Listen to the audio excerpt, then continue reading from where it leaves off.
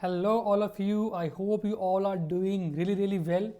सैनिक स्कूल के बच्चों का एग्ज़ाम अभी हाल ही में होने वाला है and regarding this important aspect एक छोटा सा वीडियो मैं आप सभी के लिए लेके आया हूँ कि प्रिपरेशन के साथ साथ आप वो कौन से पॉइंट्स हैं, वो कौन से इंपॉर्टेंट पॉइंट्स हैं जिनको आप कंसीडर करेंगे तो अपने एमसीक्यू को आप 90% सही करके आएंगे।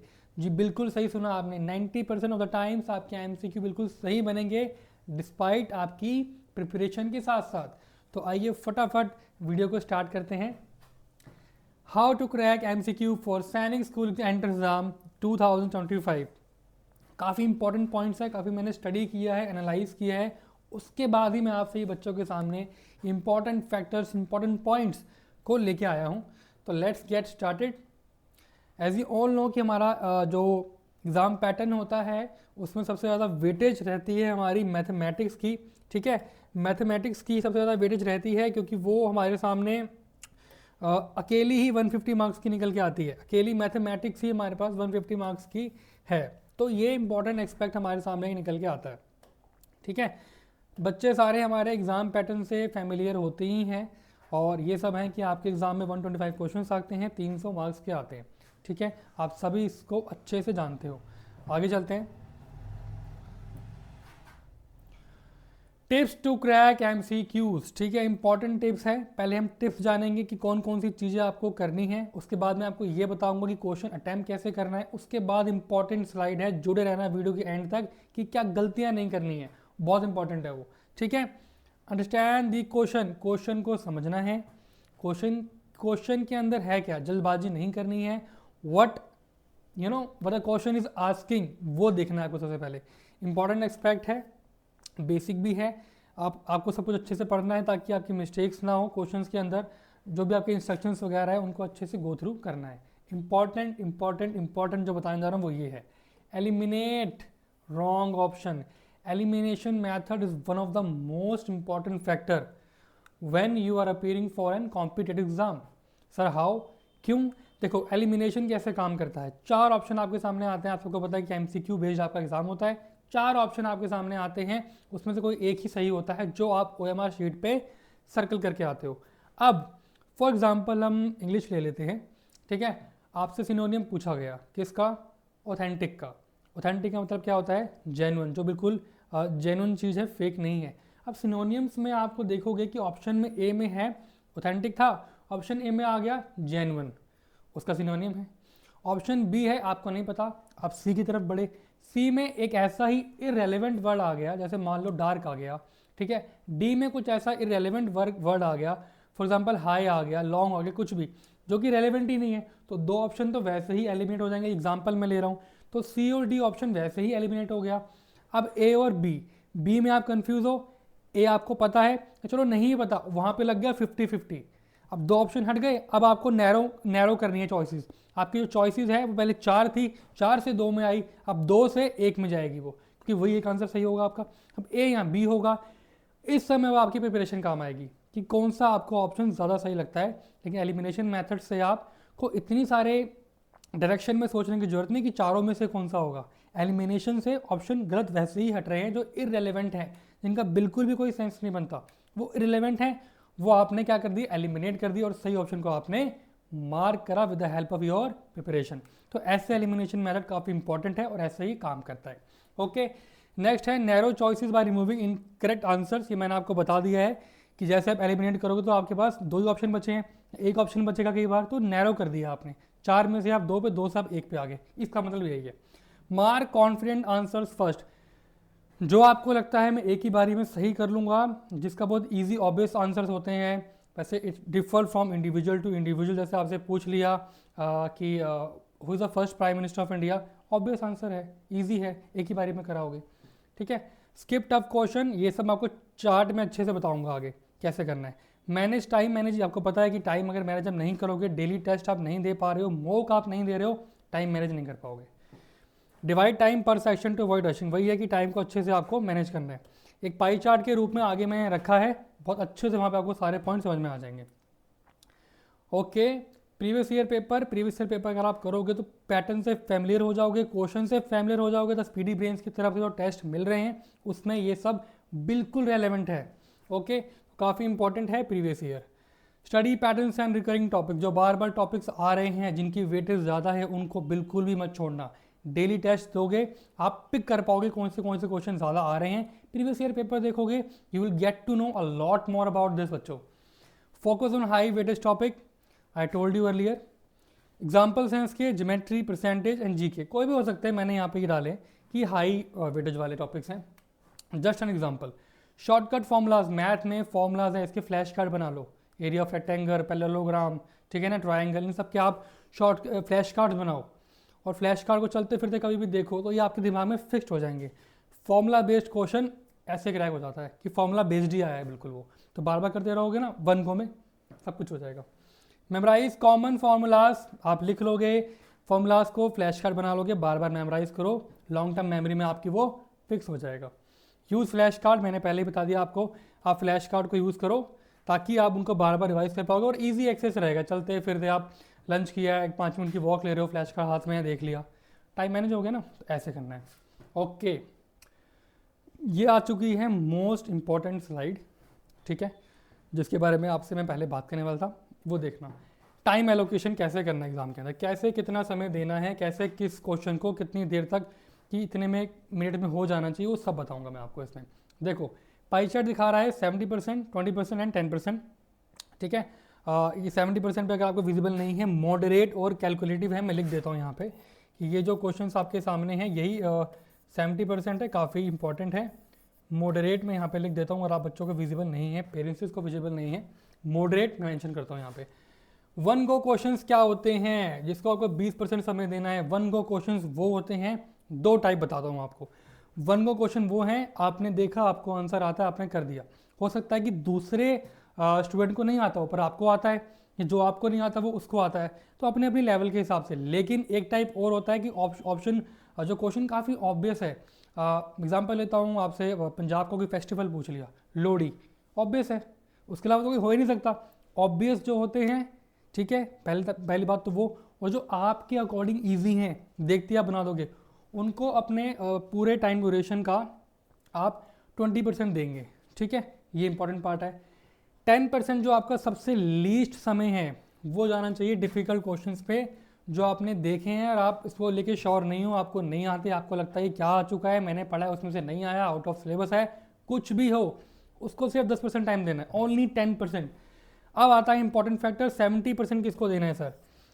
70% मॉडरेट क्वेश्चन को देना है। By moderate I want to say that वो क्वेश्चन जो कैलकुलेशन की डिमांड करते हैं, वेदर मैथ, रीजनिंग, व्हाटएवर, जो आपको लगता है कि आपने क्वेश्चंस देखे हैं, इसमें मैं इसको बना सकता हूँ पर मेरे को थोड़ा सा ज़्यादा टाइम देना पड़ेगा, एफर्ट डालने पड़ेंगे, पर मैं आंसर निकाल लूँगा उनको, ठीक है। अब आप समझ गए, 70% मॉडरेट को, 10% डिफिकल्ट को जो आते ही नहीं है, आपके अकॉर्डिंग वो आउट ऑफ द सिलेबस हैं उनको, 20% जो कि वन को क्वेश्चन है, जिनको हम इजी क्वेश्चन में बोलते हैं, तो एक बारी में बन जाएंगे। अब ये चार्ट जानने के बाद कैसे आप कैटेगराइज करना है वो भी सुनना।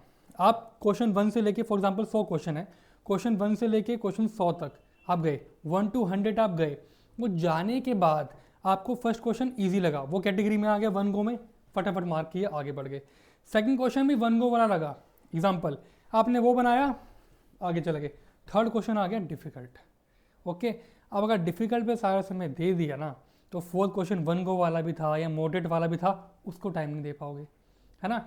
ऐसे डिफिकल्ट में समय गया तो आप ऐसे अटक जाओगे क्वेश्चन में, तो जब आप 80-90 क्वेश्चन तक पहुंचोगे, 95 क्वेश्चन तक पहुंचोगे, काफ़ी पजल हो चुके होगे, क्योंकि आपने मिसमैच कर दिया, आपने पजल कर दिया क्वेश्चन को।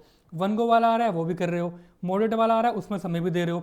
फर्स्ट क्वेश्चन आ गया वन गो वाला, आपने कर दिया। सेकंड क्वेश्चन आ गया मॉडरेट लेवल का कैलकुलेटिव क्वेश्चन, आप उसमें भी लग गए। थर्ड क्वेश्चन आ गया difficult out of the box, आप उसमें भी टाइम दे रहे हो।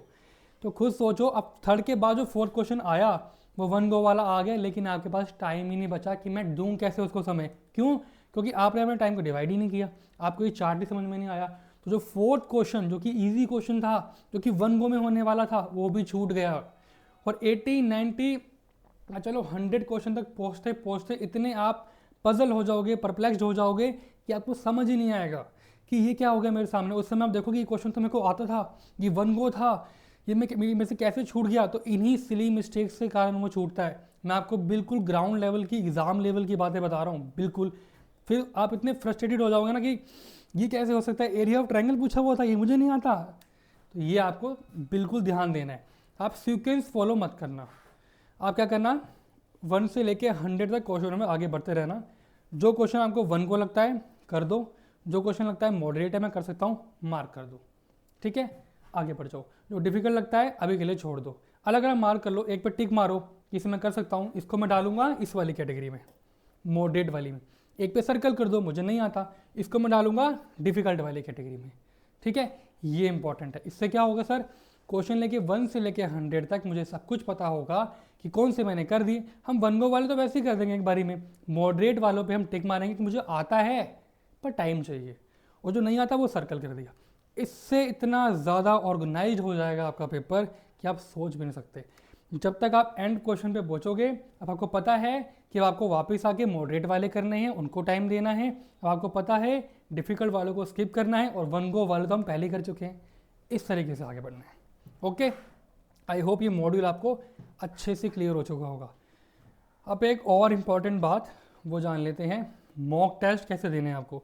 एग्ज़ाम कंडीशन बनाओ जैसे एग्ज़ाम में आप होगे, बिल्कुल नॉइज़ नहीं होगी, कोई आपको डिस्टर्ब नहीं कर रहा होगा। जितनी देर का आपका एग्ज़ाम है उतनी देर आप बैठे होगे, कोई आपको पीछे से आवाज़ नहीं मार रहा होगा। एक्जैक्टली आपको वही करना है घर में, प्रैक्टिस करो उस चीज़ की, उसी टाइम पे करो जिस टाइम पे आपका एग्ज़ाम है। Review answer after the test, obviously आप टेस्ट दोगे, अगर एनालाइज नहीं कर पा रहे हो, इवेल्युएट नहीं कर पा रहे हो, कहाँ पे लैग कर रहा हूँ, कौन से अपने वीक एरियाज को आइडेंटिफाई नहीं कर पा रहे हो, तो there is no benefit of doing it, ठीक है। एनालाइज करो फिर इंप्रूव करो।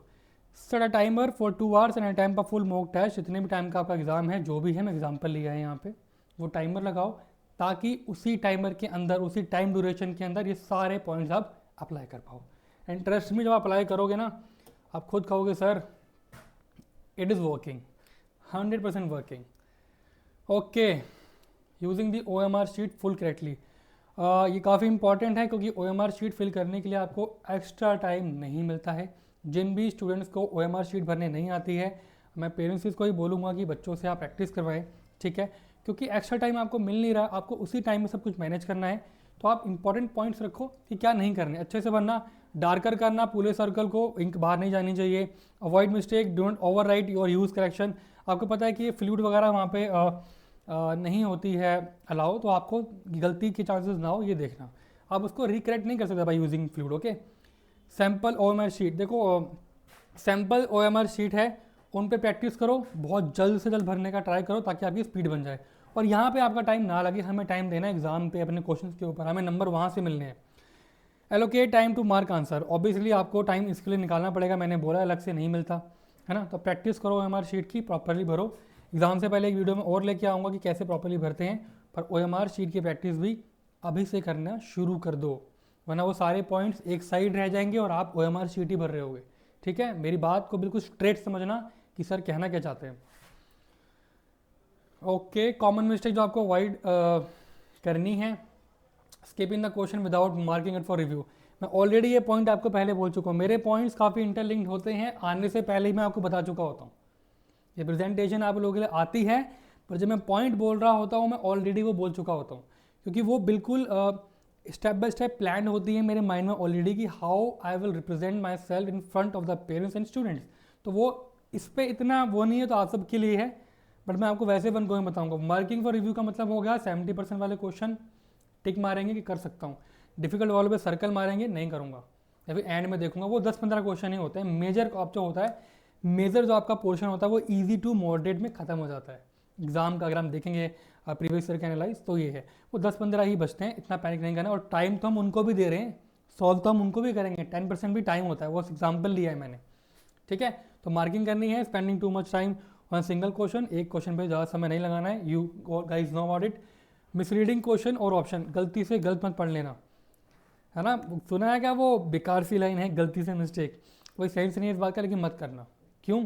अब देखो क्वेश्चन आपके सामने आया है, मैंने अपनी प्रीवियस वीडियो में ये चीज़ को रिपीट किया है कि 6 का 9 और 9 का 6 मत पढ़ लेना, आंसर नहीं आएगा आपका। इनकरेक्टली मैं मार्किंग दी OMR शीट, मैं ऑलरेडी बता चुका हूँ कि OMR शीट को प्रॉपरली फिल करना, अच्छे से फिल करना, सारे पॉइंट मैंने बता दिए ताकि आपका टाइम बच जाए, ठीक है। तो इंपॉर्टेंट साइड सारी मैंने आपको बता दी है, और कुछ इसके अलावा नहीं है। ठीक है, हाँ इतना ही है। ओके, इस इंक्लूजन है consistent practice and focus are the keys, believe in yourself and give your best. Okay, pie chart मैंने आपको पूरा एक्सप्लेन कर दिया है अच्छे से कि अटैम्प्ट कैसे करना है, कौन से पॉइंट्स को आप अटैम्प्ट कैसे करना है। ये फर्स्ट चीज़ है, how to crack the MCQ along with your preparation, that is the main thing and the first thing you should do. Okay, second, कौन सी कॉमन मिस्टेक अवॉइड करनी है, OMR शीट कैसे भरनी है, कैसे फिल करनी है प्रॉपरली, और जो पॉइंट्स है वो मैंने आपको स्टार्टिंग में वीडियो बता दी। तो 4 पॉइंट्स के अंदर पूरी वीडियो खत्म हो गई है, एकदम शॉर्ट है, स्ट्रेट टू द पॉइंट है। आई होप जो भी व्यूअर्स हैं उनको समझ में आया होगा। वीडियोस का पाई चार्ट को फिर से जाके देखना, वीडियो को 2 बार ही देखना, मेरे पॉइंट्स को समझना, उनको नोट डाउन करना। मॉक में ही सही, अभी से आप देखोगे ना, मॉक में भी उनको लगाओगे ना पॉइंट्स को, आपको रिजल्ट अभी मिलना शुरू हो जाएगा। एग्ज़ाम तो अभी है जब है, पर आपको अभी ही रियलाइज़ हो जाएगा कि जो पॉइंट्स मैंने देखे हैं वीडियो के अंदर, मैंने मॉक में लगाए हैं, उससे मुझे कितना बेनिफिट हो रहा है। तो आई होप मेरे सारे पॉइंट्स आपको क्लियर हो चुके होंगे। इसके बावजूद अगर आपके मन में कोई भी डाउट है, you can comment down below on this video, we will revert to you. And till then keep learning, keep hustling, wish you all the very best for your exam. अच्छा ही करके आएंगे बच्चे, और अच्छे से हमारे पॉइंट्स को आप अप्लाई करें अपनी प्रिपरेशन की जर्नी में। Till then keep learning, keep hustling. Thank you so much.